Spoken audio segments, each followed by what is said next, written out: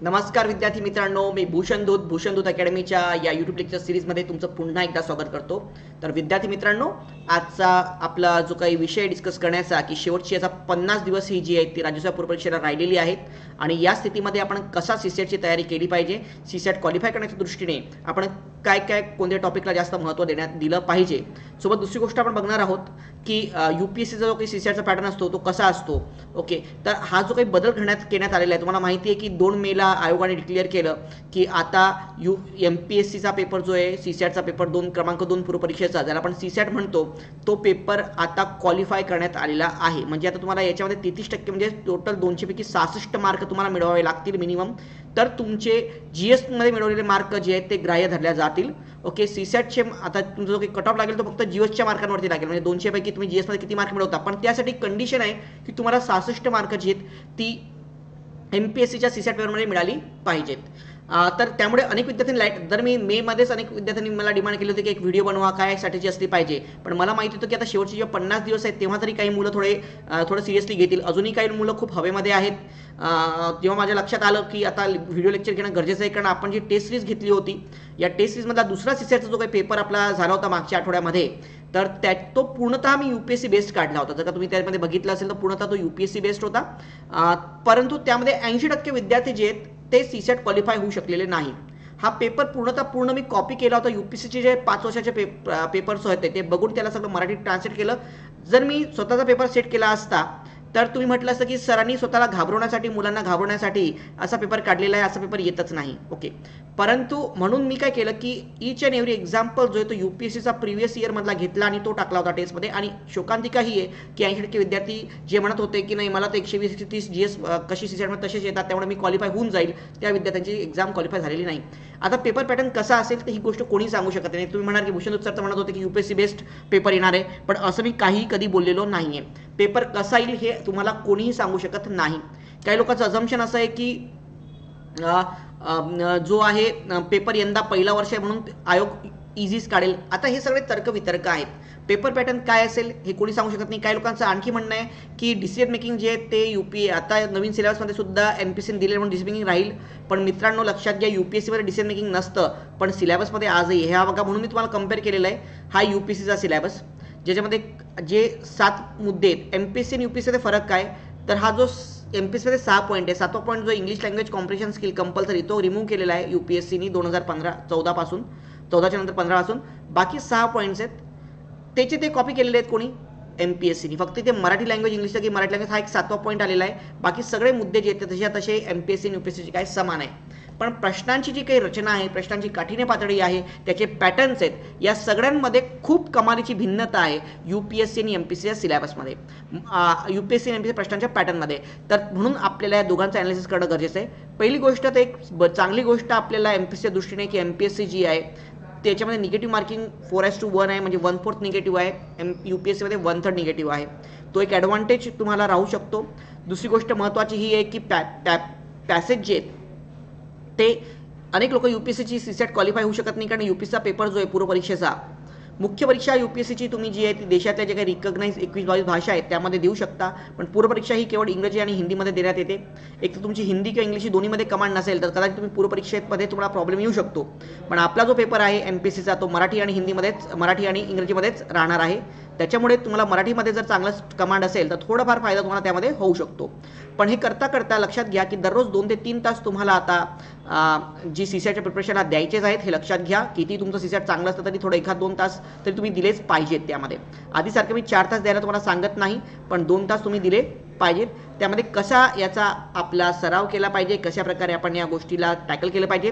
सर्वप्रथम विद्यार्थी मित्रांनो, जे मला सांगायचं आहे की तुम्ही जर कम्पेअर केलं तर सिलेबस तसा सेम आहे, परंतु बघा आपल्या सिलेबसमध्ये इंटरपर्सनल स्किल्स जो टॉपिक आहे, टॉपिक नंबर 2, यावर यूपीएससीने कधी प्रश्न विचारला नाही। डिसिजन मेकिंगवरती प्रश्न विचारणं बंद झालं, पण हे दोन्ही टॉपिक अजूनही आपल्या सिलेबसमध्ये आहे।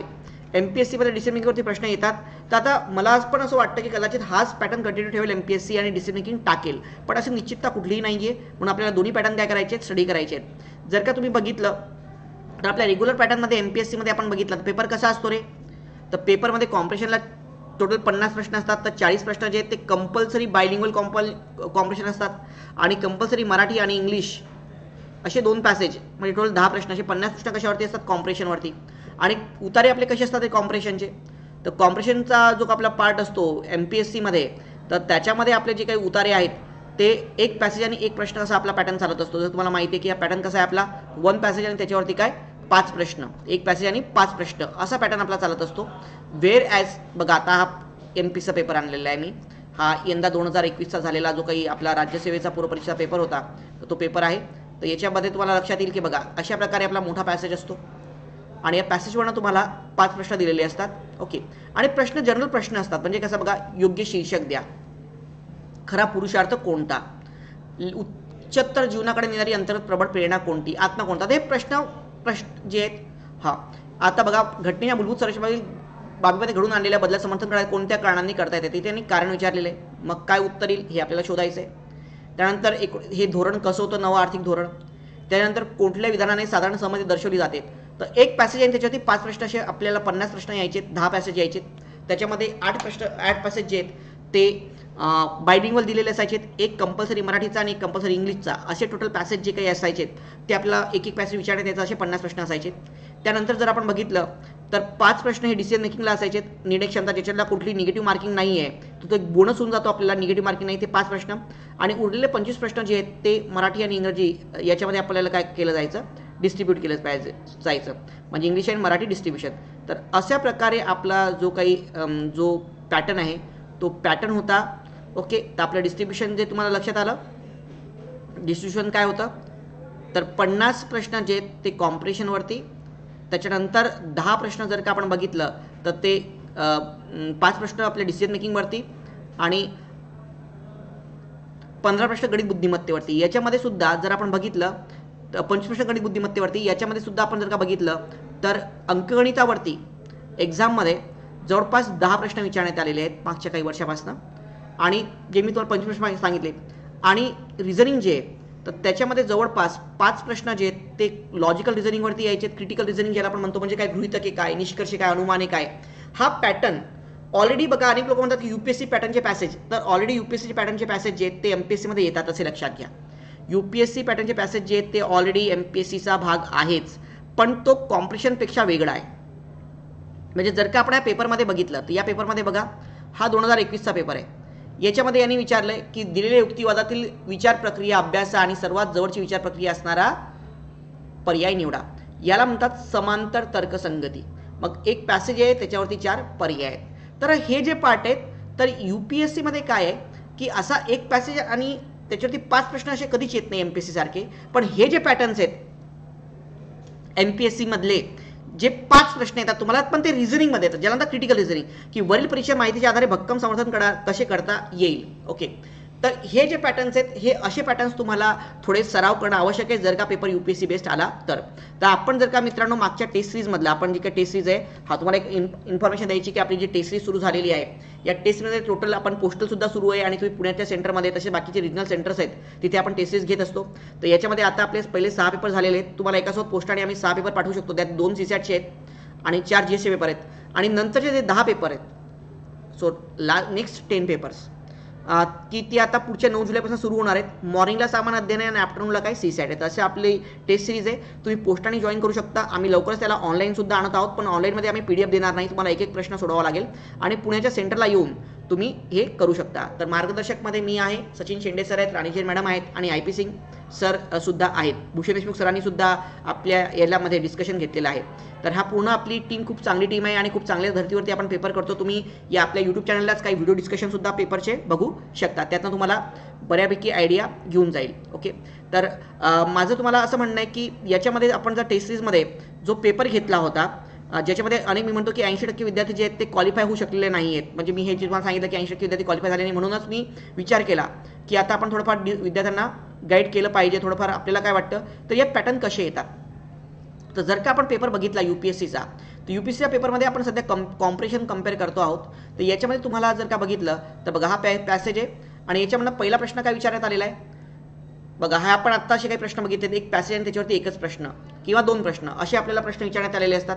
तर याच्यावरती प्रश्न विचारला, most rational and crucial message given by the passage. उतार्याने कोणता तर्कशुद्ध आणि महत्त्वाचा संदेश दिलेला आहे. त्यानंतर नेक्स्ट प्रश्न काय, which of the above following assumption have been made. तर वरील उतार्यामध्ये कोणते काही गृहिते दिलेली आहेत, बरोबर आहे, आणि यापैकी कोणती गृहिते योग्य आहेत, कोणती गृहिते वैध आहेत हे आपल्याला शोधायचं आहे. ठीक आहे. त्यानंतर नेक्स्ट जर आपण बघितलं, नेक्स्ट काय म्हणतो, अगेन तर्कशुद्ध आणि महत्त्वाचं अनुमान कोणतं आहे.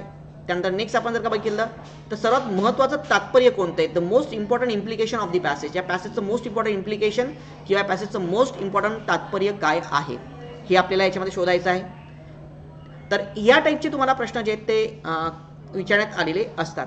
जर का आपण यूपीएससी बेस पॅटर्न बघितलं तर असा एक पॅसेज आहे त्याच्यावरती एकच प्रश्न, त्यामुळे आणि असे प्रश्न किती येतात यूपीएससी मध्ये, तर जर का आपण ॲनालिसिस केलं यूपीएससीच्या पूर्वपरीक्षांचं तर हा जो चार्ट आहे ना तो चार्ट तुमच्या घरी तुम्ही लावूनच ठेवला पाहिजे. त्याच्यामध्ये तर एमपीएससी ॲनालिसिस नावाचा आहे आपल्या टेलिग्राम चॅनल जे आहे भूषणदूत अकॅडमी आपलं टेलिग्राम चॅनल आहे, याच्यावरती मी हा चार्ट ॲनालिसिसचा दिलेलाच आहे.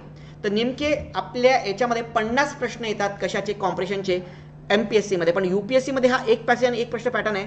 तर जवळपास 25 ते 30 24 20 20 आणि हे क्रिटिकल रिझनिंग मिळून तर असे जवळपास 25 प्रश्न ते 30 प्रश्न तुम्ही पकडून चला की जे याच्यावरती कॉम्प्रेशनवरती येत असतात, बरोबर आहे. म्हणजेच तिथे आणि तिथे डिसिजन मेकिंग नाही आहे, म्हणजे उरलेले जे काही 50 ते 55 प्रश्न आहेत ते येतात अंकगणित आणि बुद्धिमत्तेवरती.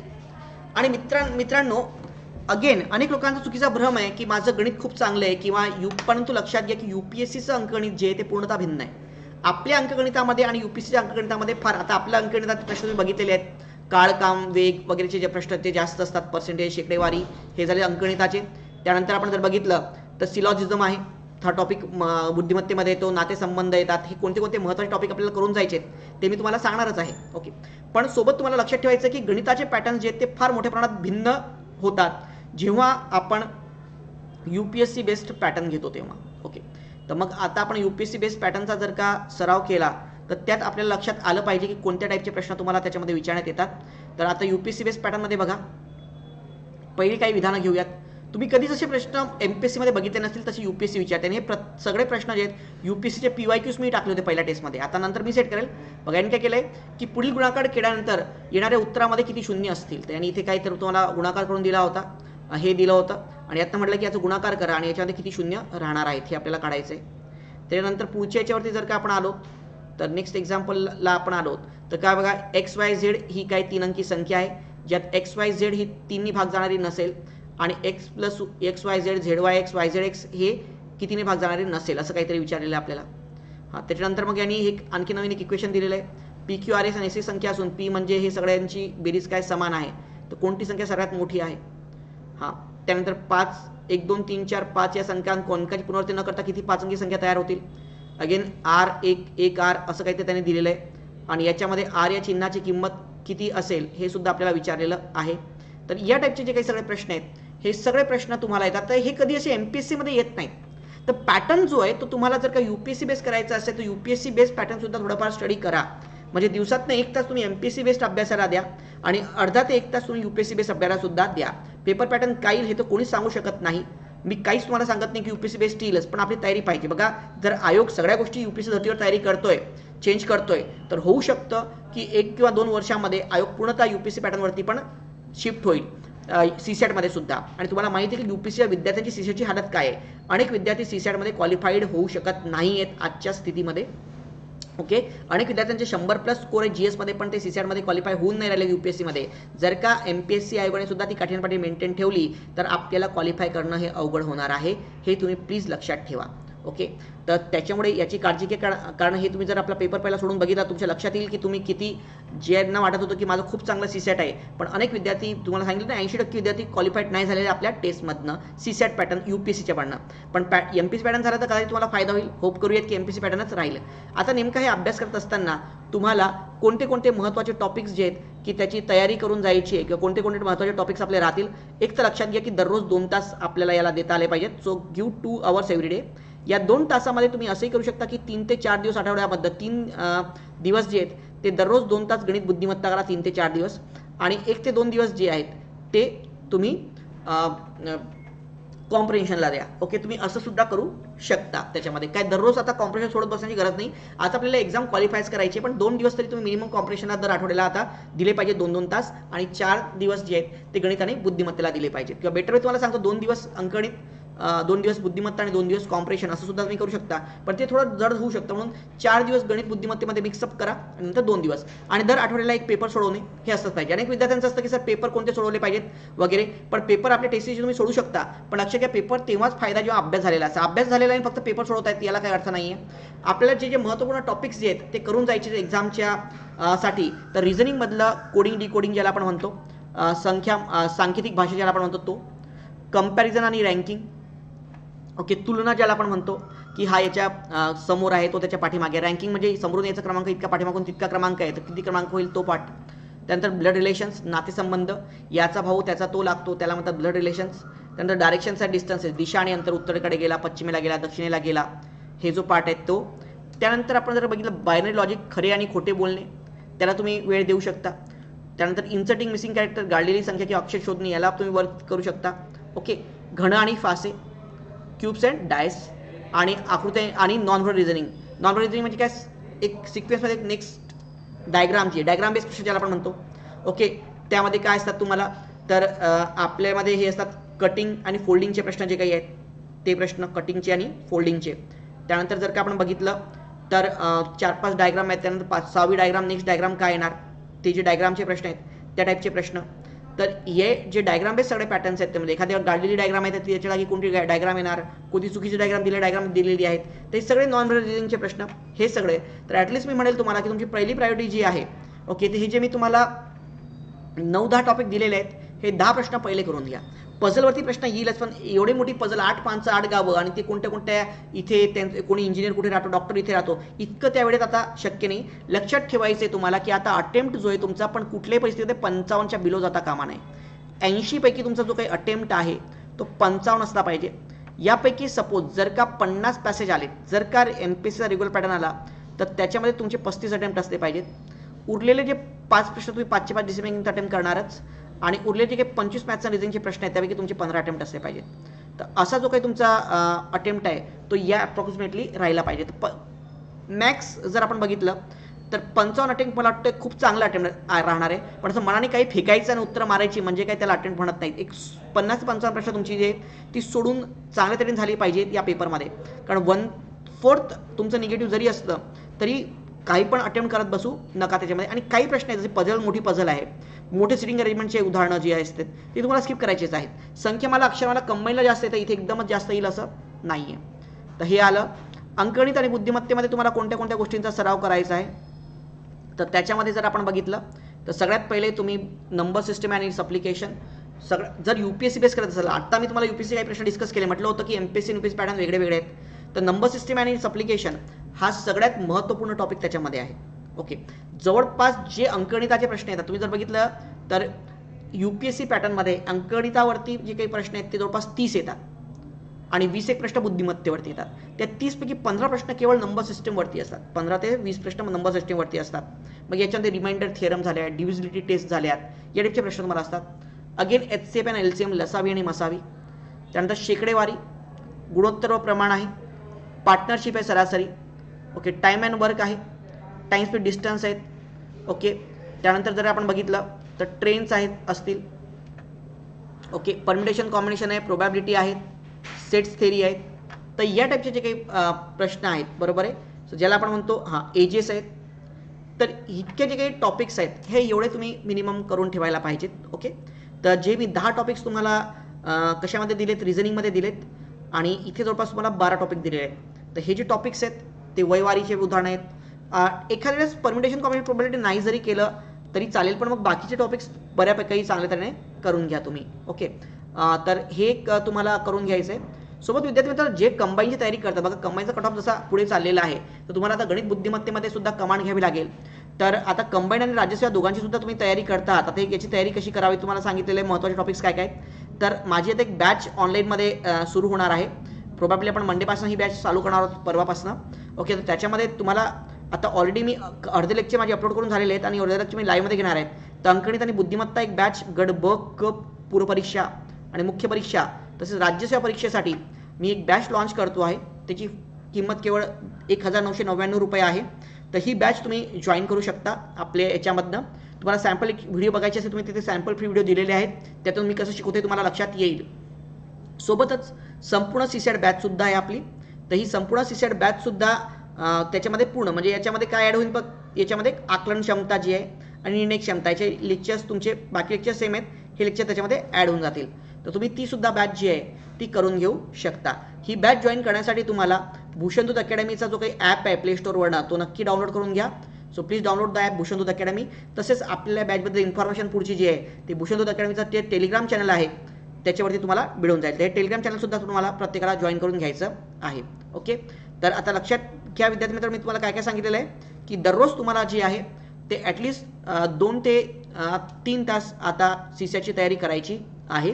तर तुम्ही आपल्या ज्या बॅचेस असतील त्याला पण करू शकता जॉईन. अगेन आपली टेस्ट सिरीज आहे, त्यातनं पण आपण टेस्ट सिरीजमध्ये जे काही 7 सीसॅटचे पेपर ठेवतो आहोत, तर ते 7 पेपरमध्ये 4 पेपर आपण MPSC बेस्ड ठेवणार आहोत. म्हणजे 70% आपला स्टडी जो आहे तो MPSC बेस असेल आणि 3 पेपर आपण मराठीमध्ये पूर्णतः UPSC बेस सुद्धा ठेवणार आहोत. तर ज्यांना सुद्धा ही टेस्ट सिरीज सुद्धा पोस्टल सुद्धा तुम्ही जॉईन करू शकता, ऑनलाईन जॉईन करू शकता. आणि अगेन तुम्ही आपल्या सेंटरवरती पुण्यामध्ये किंवा इतर आपले रिजनल सेंटर्स आहेत तिथे सुद्धा जॉईन करू शकताय. ओके, सो काही क्युरीज असेल तर तुम्ही मला या नंबरवरती कॉन्टॅक्ट सुद्धा करू शकता 8482986398. ठीक आहे. आता आज आपलं पहिलंच फक्त एक इंट्रोडक्टरी लेक्चर झालेलं आहे, पण आता मी यूट्यूबवरती सुद्धा आणि आपल्या ॲपवरती सुद्धा अनेक लेक्चराला सुरुवात करतोय आणि तिथनं आपण आता भेटतच राहूयात. Okay, so thank you friends, thank you very much, धन्यवाद.